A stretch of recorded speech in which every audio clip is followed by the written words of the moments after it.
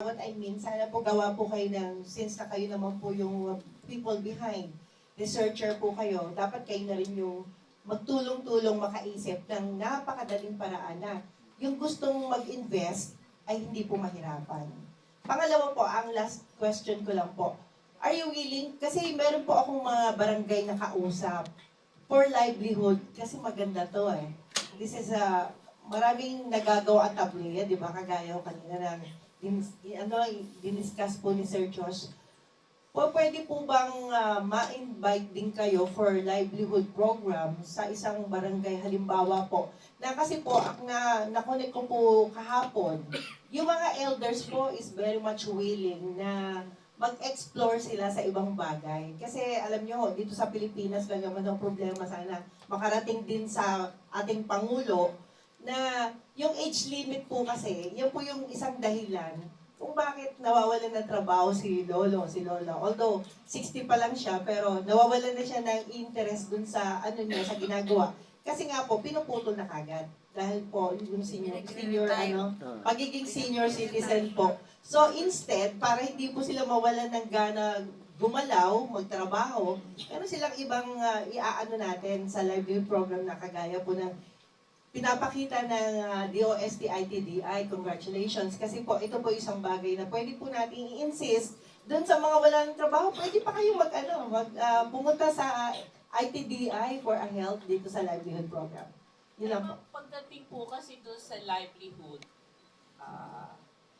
ang gagawin po kasi namin, if there is a barangay or a community na interested, ang una po kasi gagawin namin is mag-P&A. We cannot, para pag sinabi, ang gusto ko ganito. Kaya lang po kasi, meron po kami pinipresent na investment. Okay. And how long will you able to recoup yung in-invest mo? Kung masyadong matatagalan, yung pagbili niya na equipment pag-set, kasi kung pagkapagkain, ang dami pong requirement. Wala po kaming magawa sa requirement, let's say, ni FDA. Kasi ibang entity sila eh. Kaya po naghahanap kami ng technology na appropriate sa kanya. But we do have programs, trainings na pwede po namin ibigay. Magsasabi lang po, actually, sa totoo lang, every year, parang mga around November, December, ang isa pong program ng ITTI dyan is magbigay ng